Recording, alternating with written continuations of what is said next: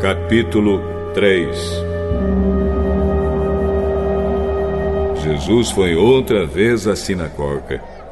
Estava ali um homem que tinha uma das mãos aleijada. Estavam também na sinagoga algumas pessoas que queriam acusar Jesus de desobedecer à lei. Por isso ficaram espiando Jesus com atenção, para ver se ele ia curar o homem no sábado. Ele disse para o homem: venha cá. O que é que a nossa lei diz sobre o sábado?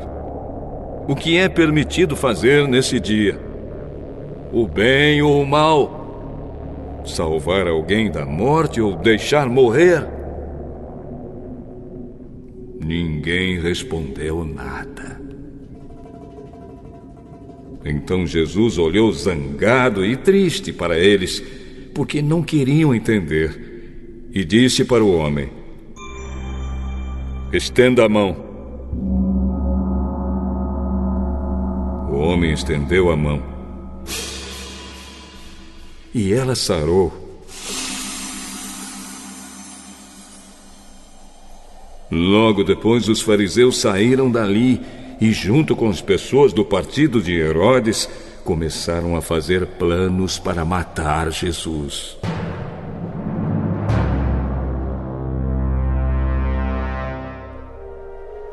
Jesus e os discípulos foram até o lago da Galileia.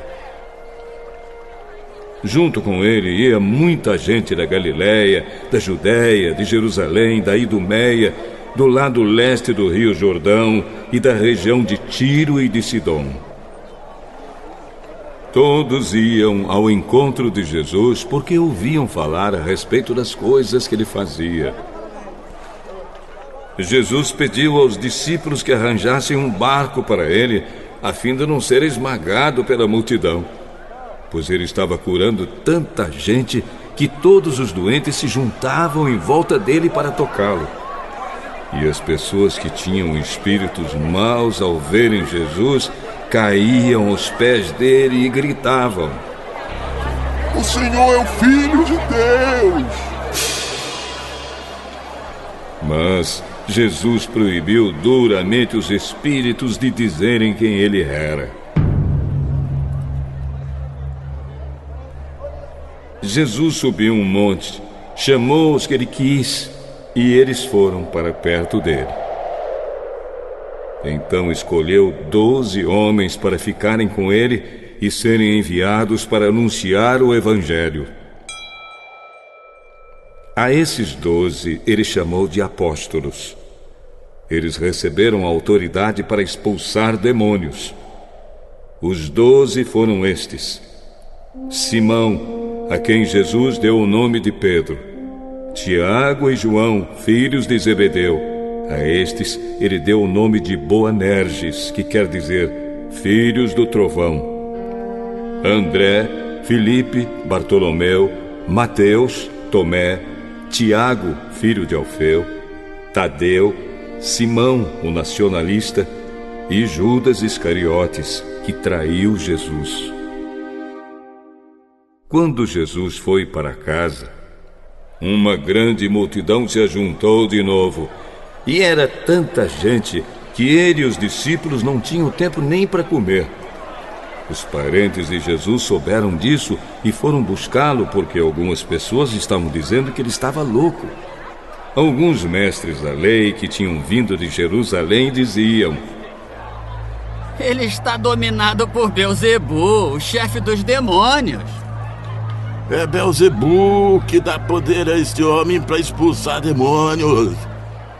Então Jesus chamou todos e começou a ensiná-los por meio de comparações. Ele dizia: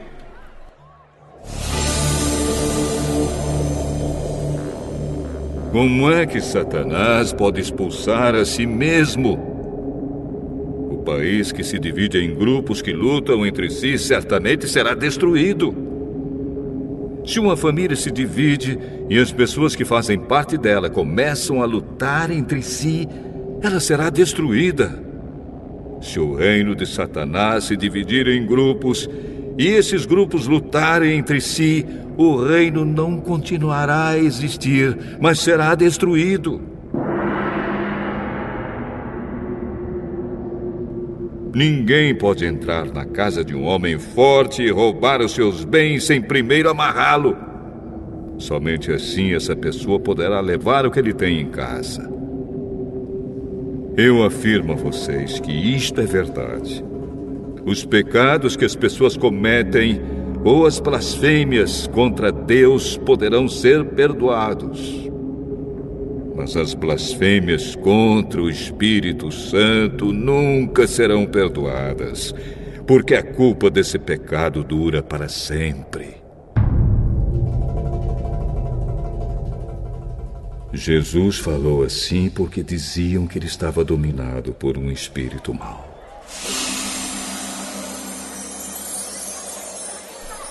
Em seguida, a mãe e os irmãos de Jesus chegaram. Eles ficaram do lado de fora e mandaram chamá-lo. Muita gente estava sentada em volta dele e algumas pessoas lhe disseram: Escuta, Jesus. A sua mãe e seus irmãos estão lá fora. Estão procurando o Senhor. Jesus perguntou: Quem é a minha mãe? E quem são os meus irmãos?